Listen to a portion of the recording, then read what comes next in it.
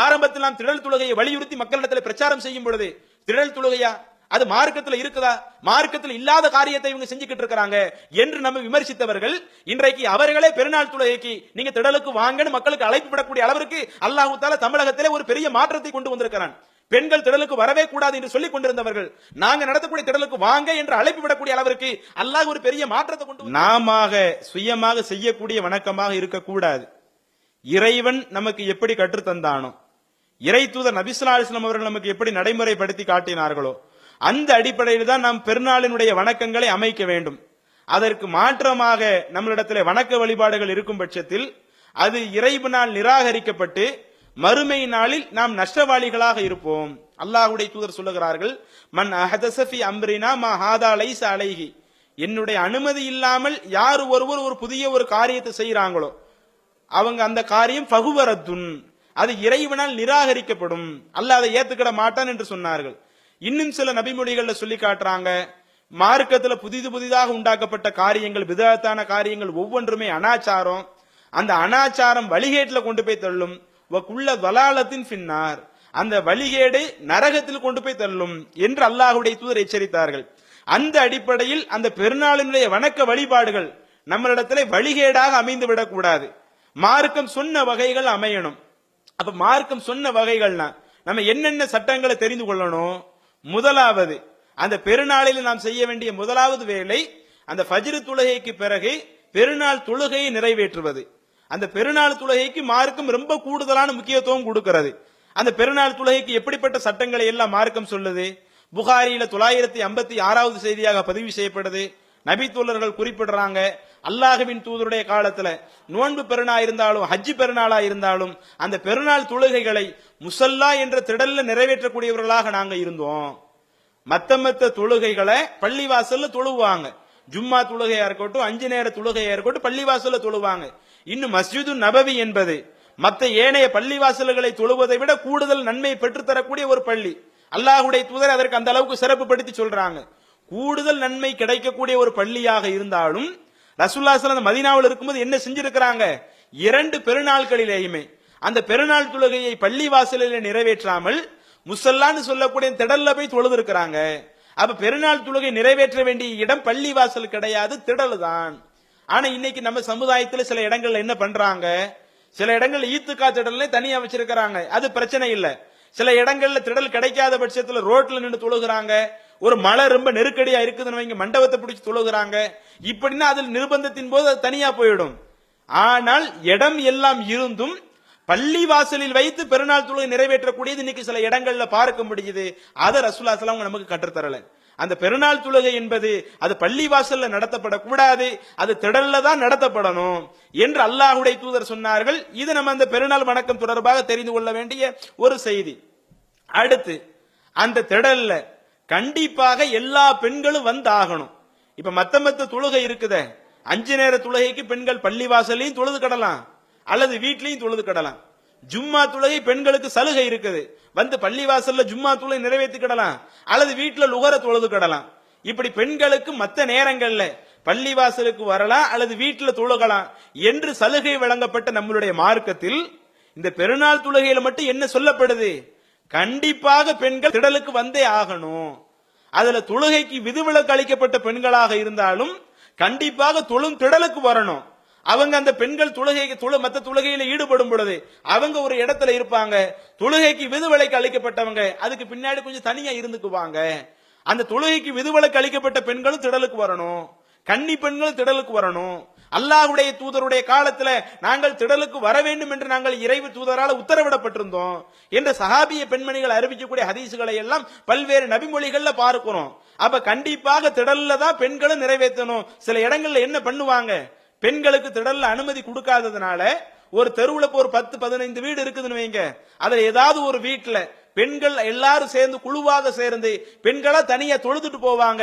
அத ரசூலுல்லாஹி அப்படியெல்லாம் நமக்கு அனுமதி கொடுக்கல. பெருநாள் தொழுகனா பெண்களும் ஆண்களோடு தான் திடலுக்கு வந்தாகணும்.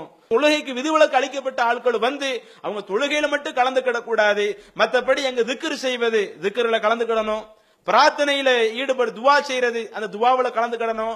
அங்க அதே மாதிரி ஹுத்துபா உரை நிகழ்த்தப்படும், அந்த உரையை காது கொடுத்து கேட்கணும், மத்த வணக்க வழிபாடுகளை செய்யணும், தொழுக மட்டும் தொழாம தனியா இருக்கணும் என்று பெண்களையும் கண்டிப்பாக வர சொல்றாங்களே. ஆனா இன்றைக்கு சில பெண்கள் இந்த சட்டத்தை எல்லாம் ஒழுங்காக கடைபிடிப்பது கிடையாது. அவங்க வீடுகள்ல தொழுதுகிட்டு இருக்கிறாங்க அல்லது தனிப்பட்ட முறையில தொழுதுகிட்டு இருக்கிறாங்க. அதை ரசூலுல்லாஹி ஸல்லல்லாஹு அலைஹி வஸல்லம் நமக்கு கற்றுத்தரல. இது தெரிந்து கொள்ள வேண்டிய ஒரு செய்தி. அடுத்து அந்த நோன்பு பெருநாளா இருக்கட்டும், ஹஜ் பெருநாளா இருக்கட்டும், அந்த தொழுகை எப்ப தொழுவது, அந்த தொழுகைக்கென்று அல்லாஹ்வுடைய தூதர் சொன்ன அந்த நேரங்கள் என்று பார்த்தால் புகாரியில 951வது செய்தியாக பதிவு செய்யப்பட்டிருக்கிறது. அவ்வளமா நபுதஉ மின் யௌமினா ஹாதா, இந்த இன்றைய நாள்ல நம்ம முதலாவது துவங்க வேண்டியது ஐயு சல்லிய, முதல்ல தொழுகையைத்தான் நம்ம நிறைவேற்றணும். சும்ம நர்ஜிஅ ஃபனன்ஹர, பிறகு நம்ம வீட்டுக்கு போய் அந்த குர்பானி கொடுக்கணும் என்று அல்லாஹ்வுடைய தூதர் என்ன செய்யறாங்க, பொதுவா எல்லா ஆட்களுக்கும் ஒரு உத்தரவு போடுறாங்க. அந்த பெருநாளாக இருந்தால் அந்த பெருநாள்ல முதலாவது செய்ய வேண்டியது இறைவனுக்கு வணக்க வழிபாடுகள் செய்வது, பெருநாள் தொழுகையை தொழுவது. அதற்கு பிறகு வீட்டுல குர்பானி, ஹஜ் பெருநாள்னா குர்பானி கொடுக்கிறது. ஃபமன் ஃபஅல, யார் இந்த மாதிரி செய்யறாங்களோ ஃபக்கத் அசாப சுன்னத்தனா, அவர்தான் நம்முடைய அந்த நடைமுறையை சரியாக அடைந்து கொண்டார். அப்ப அந்த பெருநாள் தொழுகை என்பது ஆரம்ப நேரத்தில் செய்யக்கூடிய ஒன்றாக இருக்கணும். ஆனா இன்றைக்கு சில ஊர்கள்ல அல்லாஹ்வுடைய அருளால மாறி வந்து விட்டார்கள். 10 மணிக்கு தொழுகை நடத்தியவர்கள், 11 மணிக்கு பெருநாள் தொழுகை நடத்தியவர்கள், இன்றைக்கு 7 மணிக்கெல்லாம் தொழுகை நடத்தக்கூடிய அளவிற்கு இன்றைக்கு சில ஊர்கள்ல மாறி வந்து விட்டார்கள்.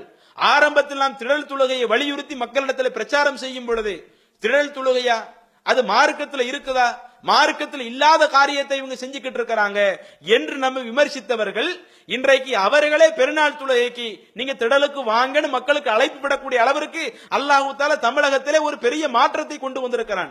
பெண்கள் திடலுக்கு வரவே கூடாது என்று சொல்லிக் கொண்டிருந்தவர்கள் நாங்க நடத்தக்கூடிய திடலுக்கு வாங்க என்று அழைப்பு விடக்கூடிய அளவிற்கு அல்லாஹ் ஒரு பெரிய மாற்றத்தை கொண்டு வந்திருக்கிறான். இது தனி விஷயம்.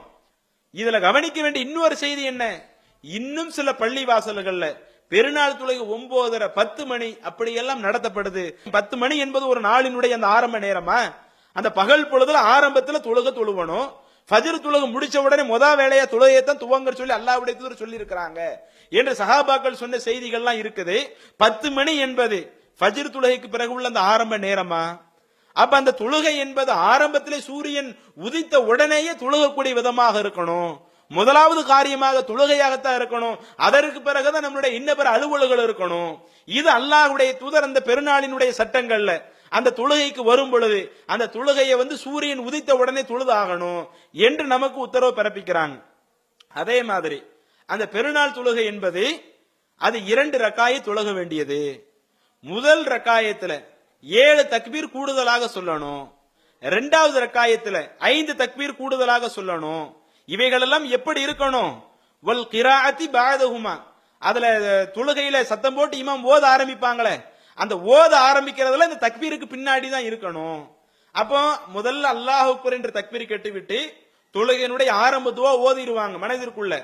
அதற்கடுத்து இமாம் 7 முறை கூடுதலாக அல்லாஹ் அக்பர் என்று சொல்லுவாங்க.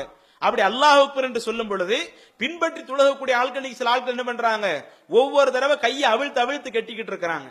அப்படி கையை அவிழ்த்து கட்ட சொல்லி மார்க்கம் சொல்லல. இமாம் அல்லாஹ் அக்பர் என்று சொல்லும் பொழுது நாமளும் அல்லாஹ் அக்பர் என்று மெதுவாக என்ன செய்யணும், நம்ம சொல்லணும். அதுவும் நம்ம சத்தம் போட்டு சொல்ல இல்ல, இமாம் தான் சத்தம் போட்டு அல்லாஹ் அக்பர் என்று சொல்லுவாங்க. நம்ம மெதுவாக அல்லாஹ் அக்பர் என்று சொல்ல வேண்டியிருக்கும். ஒவ்வொரு தடவை அல்லாஹ் அக்பர் என்று சொல்லும் பொழுது கையை உயர்த்த வேண்டிய அவசியம் இல்ல. அதை ரசூலுல்லாஹி ஸல்லல்லாஹு அப்படி நமக்கு கற்றுத்தரல. இப்படி 7 முறை அல்லாஹ் அக்பர் என்று தக்பீர் கட்டிய பிறகு அடுத்து இமாம் அல்கம் சூரா ஆரம்பித்து விட்டு துணை சூரா ஓத ஆரம்பிப்பாங்க. அடுத்து பொதுவா மத்த தொழுகையை போல ருக்குவு சுஜூது முடித்து விட்டு 2 சுஜூது முடிந்த உடனே அல்லாஹ் அக்பர் என்று சொல்லி நிலைக்கு வந்துருவாங்க. அப்படி நிலைக்கு வந்த பிறகு அதுக்கடுத்து 2வது ரக்காயத்துல என்ன செய்வாங்க, நிலைக்கு வந்த பிறகு கூடுதலாக 5 தக்பீர் அல்லாஹ் அக்பர் என்று இமாம் சொல்லுவாங்க. நம்மளும் கையை அவிழ்த்து கட்ட வேண்டிய அவசியம் இல்லை. நாமும் கையை நெஞ்சில கட்டிய நிலையிலேயே மனிதருக்குள்ள அல்லாஹ் அக்பர் என்று கூடுதலாக 5 சொல்லணும். அதற்கடுத்து இமாம் கிராத் ஆரம்பிப்பாங்க. அல்கம் சூரா ஓதி துணை சூரா ஓதி அடுத்து ருக்கு சுஜூது பண்ணி மத்த தொழுகைகளை போல அத்தஹியாத் இருந்து சலாம் குடிப்பாங்க. மத்த தொழுகைக்கும் இந்த பெருநாள் தொழுகைக்கும் உள்ள வித்தியாசம் என்ன, பெருநாள் தொழுகை என்பது 2 ரக்காயத்து மத்த தொழுகைகளை மாதிரி. ஆனா மத்த தொழுகைகள்ல அந்த ஆரம்ப துவாவிற்கு அடுத்து நேரடியாக இமாம் ஓத ஆரம்பிச்சிருவாங்க. பெருநாள் தொழுகையில முதல் ரக்காயத்துல கூடுதலா 7 தக்பீர் சொல்றாங்க, 2வது ரக்காயத்துல கூடுதல் 5 தக்பீர் சொல்றாங்க. இதுலதான் வித்தியாசமே ஒழிய மற்றபடி மற்ற தொழுகைக்கும் இதற்கும் இந்த வித்தியாசம் கிடையாது. அதே மாதிரி இந்த பெருநாள் தொழுகைக்கென்று பாங்கி இகாமத்தை ரசூலுல்லாஹி ஸல்லல்லாஹு அலைஹி வஸல்லம் கற்றுத்தரல. அந்த பெருநாள் தொழுகைக்கென்று முன்பின் சுன்னத்துகளை கற்றுத்தரல. அப்ப நம்ம திடலுக்கு ஆரம்பத்திலே வந்தாலும் அன்றைய தினம் இறைவனை அதிகம் அதிகம் பெருமைப்படுத்தணும். அல்லாஹ் அக்பர் அல்லாஹ் அக்பர் என்று சொல்லி இறைவனை பெருமைப்படுத்தக்கூடிய வாசகங்கள் நமக்கு அதிகமாக இருக்கணும். பக்கத்துல ஆள்கிட்ட பேசிக்கிட்டு இருக்க கூடாது. அப்ப அல்லாஹ்வை பெருமைப்படுத்தக்கூடிய மக்களாக நம்ம முன்பின் சுன்னத்து கிடையாது, பாங்கு கிடையாது, இகாமத்து கிடையாது, 2 ரக்காய் தொழுகிறது இருக்குது. தொழுகு முடிஞ்ச உடனே எந்திரிச்சு போயிடக்கூடாது. அந்த தொழுகை முடிந்த பிறகு இமாம் உரை நிகழ்த்துவார். அந்த உரைகளையும் இருந்து கேட்கணும். ஏன்னா அது மார்க்கம் அதையும் நமக்கு வலியுறுத்தி சொல்லுது. இன்னும் உரம் முடிஞ்ச உடனே எந்திரிச்சு போயிடக்கூடாது பயான் முடிந்த உடனே. அதற்கடுத்து நம்ம தனிப்பட்ட முறையில திடல்ல இருந்து துவா செய்யணும். ஏன்னா அந்த துவாவிற்கு மார்க்கம் கூடுதல் முக்கியத்துவம் கொடுக்குது. தொழுகைக்கு விதிவிலக்கு அளிக்கப்பட்ட பெண்களையே நீங்க தொழாதீங்க ஆனா கண்டிப்பா வாங்கன்னு சொன்னா அதுல இருந்து நமக்கு என்ன தெரியுது? அவங்க வருவது தொழுகை நோக்கம் கிடையாது. அவங்க அந்த நேரத்தில் தொழவும் முடியாது. மத்தபடி திக்ரு செய்வாங்கல்ல, மத்தபடி துவா செய்வாங்கல்ல. அப்ப இதற்காக அல்லாஹ்வுடைய தூதர் வர சொல்றாங்க. அப்ப நம்ம திடல்ல இருந்து அதிகம் அதிகம் துவா செய்வதற்கு நேரம் ஒதுக்கணும். பயான கேட்கறதுக்கு நேரம் ஒதுக்கணும். அந்த தொழுகைகளை இது போன்று நபி வழி அடிப்படையில் தொழுவதற்கு நேரம் ஒதுக்கணும். அப்ப இந்த தொழுகையினுடைய சட்டங்களாக மார்க்கும் இவைகளை எல்லாம் சொல்லுது. அடுத்து அந்த நோன்பு பெருநாளினுடைய அந்த ஹஜ் பெருநாளினுடைய அந்த சட்டங்களாக தெரிந்து கொள்ள வேண்டிய இன்னொரு செய்தி சஹீஹ் இப்னு ஹுஸைமாவிலே பதிவு செய்யப்பட்ட ஒரு நபிமொழி 1426வது செய்தியாக பதிவு செய்யப்படுது. நபி ஸல்லல்லாஹு அலைஹி வஸல்லம் அவங்க நோன்பு பெருநாளுக்காக போறாங்கன்னு வைங்க, என்ன செய்வாங்களாம்? சில பேரித்த மலங்களை சாப்பிட்டு விட்டு தான் அவங்க என்ன செய்வாங்க? திடலுக்கு போவாங்க. அதே நேரத்துல ஹஜ் பெருநாளைக்கு ரசூலுல்லாஹி ஸல்லல்லாஹு அலைஹி வஸல்லம் அவங்க தொழ போறாங்கன்னா வலா யத்அமு யௌமன் நஹரி ஹத்தா யதுபஹ, தொழுது முடிச்சிட்டு வந்து குர்பானி பிராணி அறுப்பாங்கல்ல, அப்படி அறுக்கிறவரை ரசூலுல்லாஹி ஸல்லல்லாஹு அலைஹி வஸல்லம் அவங்க எதுவும் சாப்பிட மாட்டாங்க. அப்ப இது அல்லாஹ்வுடைய தூதர் என்ன செஞ்சிருக்கிறாங்க? நமக்கு ஒரு சுன்னத்தாக நோன்பு பெருநாள் போகும் பொழுது ஏதாவது சில இது சாப்பிட்டுட்டு போயிருக்கிறாங்க. ஹஜ் பெருநாள்னா தொழுக முடிச்சிட்டு அடுத்து வந்து குர்பானி கொடுக்கிற வரை ரசூலுல்லாஹி ஸல்லல்லாஹு அலைஹி வஸல்லம் சாப்பிடாம இருந்து காட்டியிருக்கிறாங்க. இது நம்ம பேண வேண்டிய சுன்னத்துகள். இது ஒரு சுன்னத்து. இப்ப சில நேரங்கள் நம்மளால இருக்க முடியல, ஒரு நெருக்கடி, கண்டிப்பாக சாப்பிட்டு தான் ஆகணும் என்று இருந்தால் அது தனி விஷயம். அல்லாஹ்வுடைய தூதர் நமக்கு சொன்ன ஒரு தகவல் என்ன தகவல்? அந்த ஹஜ் பெருநாளாக இருந்தால் நீங்க அங்க திடலுக்கு போயிட்டு தொழுது விட்டு அந்த குர்பானி கொடுக்கிற வரை நீங்க எதுவும் செய்யாதீங்க, சாப்பிடாதீங்க என்பதை ரசூலுல்லாஹி ஸல்லல்லாஹு அலைஹி வஸல்லம் சொல்லியிருக்கிறாங்க. இது யார் சக்தி பெற்றிருக்கிறாங்களோ அவர்கள் மாத்திரம் இது செய்ய வேண்டியது. அதே மாதிரி இந்த திடலுக்கும் வருவதற்கும் போவதற்கும் அல்லாஹ்வுடைய தூதர் இரு பெருநாட்கள் என்ன செய்வாங்க? வெவ்வேறு பாதைகளை மாற்றுவாங்க. ஒரு வழியில போயிட்டு இன்னொரு வழியில வருவாங்க. இது நம்மளுடைய திடலுக்கு போயிட்டு வருவதற்குரிய நிலை அப்படி இருந்தா தான். இப்ப வாய்ப்பு இல்லைன்னு வைங்க, நம்ம அதுக்காக சுத்திட்டு வரணும் அப்படியெல்லாம் இல்ல. அதற்குரிய வாய்ப்பு இருந்து போவதற்கு ஒரு வழியை பயன்படுத்துற மாதிரி வருவதற்கு ஒரு வழியை பயன்படுத்துற மாதிரி இருந்தால் அதை ரசூலுல்லாஹி ஸல்லல்லாஹு அலைஹி வஸல்லம் அந்த பெருநாள் தினத்தில் செஞ்சிருக்கிறாங்க. அப்ப இது போன்ற அந்த வணக்க வழிபாடுகளை செய்யணும். இந்த வணக்க வழிபாடுகள் செய்து முடித்து விட்டு இன்னொரு அந்த நாட்கள்ல தேவையற்ற வீணான காரியங்களில் ஈடுபடுவதை விட, ஏன்னா நம்ம சமுதாயத்தில் என்ன பண்ணிக்கிட்டு இருக்கிறாங்க? அந்த பெருநாட்கள்லையும் மது குடிக்கக்கூடியவங்களாக, மது குடித்து பைக்கை ஓட்டி எவ்வளவு ஆக்சிடென்ட்ல இறந்து போகக்கூடிய ஆட்கள் பல செய்திகளை நம்ம பல நாட்களாக தொடர்ச்சியாக பார்த்து வர்றோம். அப்ப அந்த மாதிரி நம்ம செய்யக்கூடாது. அந்த பெருநாள் தினம் என்பது நாம் மகிழ்ச்சியோடு இருக்கக்கூடிய ஒரு தினம் தான். அந்த மகிழ்ச்சிக்கென்று ஒரு எல்லை இருக்குது. மார்க்கம் தடுத்த காரியங்களை நம்ம மகிழ்ச்சியாக இருக்கக்கூடாது. மார்க்கம் அனுமதித்த வகைகள்ல நாம் எவ்வளவு மகிழ்ச்சியாகவும் இருந்து கொள்ளலாம், இறைவனை அதிகம் அதிகம் துதித்துக் கொள்ளலாம். இது அந்த பெருநாள் தினம் தொடர்பாக நாம் தெரிந்து கொள்ள வேண்டிய அந்த வணக்க வழிபாடுகள் தொடர்பான சட்டமாக இருக்குது. அடுத்து அந்த பெருநாள் தினம் தொடர்பாக நாம் தெரிந்து கொள்ள வேண்டிய இன்னொரு சட்டம், அந்த திடல்ல நம்ம தொழுகையை நபிவழி அடிப்படையில் நிறைவேற்றணும். அப்படி தொழுது விட்டு அதிகமாக தான தர்மமும் நம்ம செய்யணும். ஏன்னா அல்லாஹ்வுடைய தூதர் என்ன செய்யறாங்க? அவங்க ஆண்கள் பெண்களை வர வைக்கிறாங்க. அப்ப எல்லா மக்கள் குழுமும் பொழுது தொழுகை முடிச்சு ரசூலுல்லாஹி ஸல்லல்லாஹு அலைஹி வஸல்லம் அவங்க உரை நிகழ்த்துறாங்க. அவங்க பேசக்கூடிய உரை ஆண்களுக்கு மட்டும் கேட்குது. ஏன்னா அன்றைக்கு இது போன்ற மைக் எல்லாம் இல்ல. மைக் இருந்தா எல்லாரும் கேட்கிற மாதிரி செஞ்சிடலாம். அப்ப பெண்கள் பகுதிக்கு அந்த உரை கேட்கல என்று தெரிந்த உடனே ரசூலுல்லாஹி ஸல்லல்லாஹு அலைஹி வஸல்லம் தனியாக பெண்கள் பகுதிக்கு பிலால் ரலியல்லாஹு அவர்களோடு பெண்களுக்கு சொல்ல வேண்டிய அறிவுரைகளை சொல்லுகிறார்கள். அதுல குறிப்பா சொல்றாங்க, யா மஅஷர நிசாயி, பெண்கள் சமுதாயமே தசத்தகன, நீங்க அதிகமாக தர்ம செய்யுங்க, ஏன்னா நான் நரகத்துல உங்களை அதிகமாக பார்த்தேன் என்று ரசூலுல்லாஹி ஸல்லல்லாஹு அலைஹி வஸல்லம் சொல்லும் பொழுது அப்ப ஒரு பெண்மணி கேள்வி கேட்கிறாங்க, ஃபபிம யா ரசூலல்லாஹ், அல்லாஹ்வுடைய தூதரே நாங்க நரகத்துக்கு போவதுக்கு என்ன காரணம்? நாங்க மட்டும் அதிகம் ஏன் இருக்கிறோம்? என்று கேட்கும்போது அதுக்கு ரசூலுல்லாஹி ஸல்லல்லாஹு அலைஹி வஸல்லம் அவங்க சொல்லி காட்டுறாங்க, நீங்க வந்து அதிகமா சபிக்கிறீங்க, கணவனை நிராகரிக்கிறீங்க, அதனால தான் நீங்க நரகத்துக்கு அதிகமா போறீங்க. அந்த நரகத்திலிருந்து உங்களை காப்பாற்றுவதாக இருந்தா அதிகமா தான தர்மம் செய்யுங்க. அப்ப தான தர்மத்திற்கு அல்லாஹ்வுடைய தூதர் என்ன செஞ்சாங்க? நமக்கு கூடுதல் முக்கியத்துவம் கொடுத்திருக்கிறாங்க. ஆண்களும் தான தர்மம் செய்யணும், குறிப்பாக பெண்களும் அதிக தான தர்மம் செய்யணும். ரசூலுல்லாஹி ஸல்லல்லாஹு அலைஹி வஸல்லம் காலத்துல சஹாபிய பெண்மணிகள் என்ன பண்ணிருக்கிறாங்க? தங்களுடைய நகைகளை கூட தர்ம பொருளாக போட்ட செய்திகளை எல்லாம் பல செய்திகளை பார்க்கிறோம். அப்ப இது நம்ம பெருநாள் தினத்துல செய்ய வேண்டிய ஒரு காரியம். இந்த ஹதீஸிலேயே கூடுதலாக நம்ம தெரிந்து கொள்ள வேண்டிய இன்னொரு செய்தி என்ன? இப்படி அல்லாஹ்வுடைய தூதர் பெண்களுக்கு சொல்றாங்கல்ல அதிகமா தான தர்மம் செய்யுங்கன்னு, அப்படி சொன்ன பிறகு பிலால் ரலியல்லாஹு அன்ஹு என்ன செய்யறாங்க? ஒரு ஆடையை ஏந்தி நிற்கிறாங்க. ஒரு ஆடையை ஏந்தி நிற்கும் பொழுது அதற்கு பிறகு அவங்க பெண்கள் போகும்போது என்ன செய்யறாங்க? தங்களுடைய நகைகளை அதுல போட்டுட்டு போனாங்க என்ற செய்தியை பார்க்க முடியுது. அப்ப அல்லாஹ்வுடைய தூதர் பயான் செய்யும் பொழுது நீங்க தர்மம் செய்யுங்கன்னு சொல்லும்போது உடனே உள்ள வசூலுக்கு போயிடல. பயான் முடிந்த பிறகு தனியாக பிலால் ரலியல்லாஹு அன்ஹு ஆடை ஏந்தி நிற்கிறாங்க. அந்த தர்ம பொருளை பெறுவதற்காக அந்த வசூலிக்கக்கூடிய அந்த ஒரு வேலையை பிலால் அவங்க பார்க்கிறாங்க. போகக்கூடிய அந்த பெண்கள் என்ன செய்யறாங்க? அந்த காசை போட்டுட்டு போறாங்க. அந்த நகைகளாக இருந்த அந்த நகைகளை எதை அவங்க தர்மம் செய்ய நினைக்கிறாங்களோ அந்த தர்ம பொருளை பிலால் அவங்களுடைய ஆடையில போட்டு விட்டு செல்கிறார்கள். அப்ப இது நம்ம தெரிந்து கொள்ள வேண்டிய செய்தி என்ன? இன்றைக்கு நம்மள சில இடங்கள்ல தொழுகை முடிஞ்சு இமாம் பயான் பண்ணிக்கிட்டு இருக்கும்போது என்ன செஞ்சிருவாங்க? அந்த வாளி ஏந்து வசூலுக்கு போய்கிட்டு இருப்பாங்க. அப்படி நம்ம செய்ய முடியாது. அல்லாஹ்வுடைய தூதர் கற்றுத்தந்தது என்ன? பயான் என்பது தனி, பயான் முடிந்த பிறகு தனியாக வாளி ஏந்து வசூல் பண்றோமா அது பிரச்சனை இல்ல. பயான் நடந்துகிட்டே இருக்கும்போது என்ன செய்ய வேண்டாம்? அதுல வாளி ஏந்து நம்ம வசூல் செய்ய வேண்டாம். இது அந்த நபிமொழிகளிலிருந்து நம்ம கிடைக்கக்கூடிய சில சட்டங்களாக இருக்குது. இதையும் நம்ம கூடுதலாக தெரிந்து வைத்துக் கொள்ள வேண்டும்.